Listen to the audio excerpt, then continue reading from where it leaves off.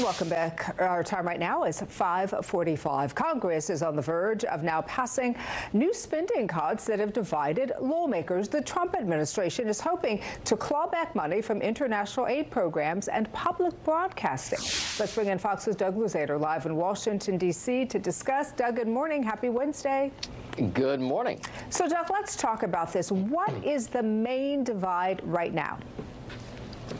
Well, this is making its way through Congress, and they probably have the votes to get this done. We'll see. There were some procedural votes in the Senate last night. The Vice President, J.D. Vance, had to come here to Capitol Hill to cast a couple of tie-breaking votes.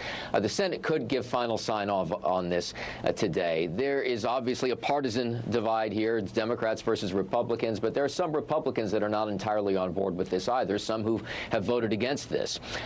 So these are cuts that were proposed by the Department of Government Efficiency, but it's just a small fraction of the cuts they were talking about. The ones that the Senate has really narrowed it down to would be cutting funding for public broadcasting and also going after quite a bit of international aid programs. So it's totaling about $9 billion or so. It's a lot of money.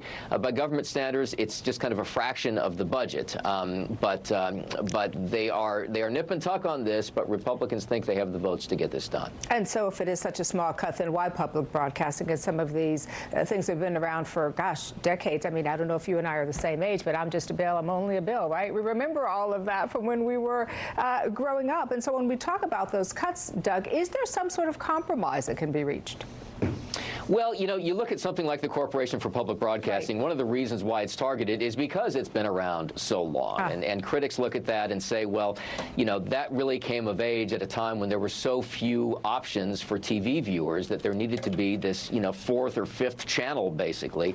And now the universe has changed and it's time to rethink these. There are other critics who think that there's a political slant to the Corporation for Public Broadcasting. On the other hand, you have some Republicans that support this funding for local radio stations, for instance. So it's not exactly along party lines, but it is largely along party lines. Interesting discussion indeed that will continue. Doug Luzader, always appreciate you, my friend. We'll talk again soon. Thank you.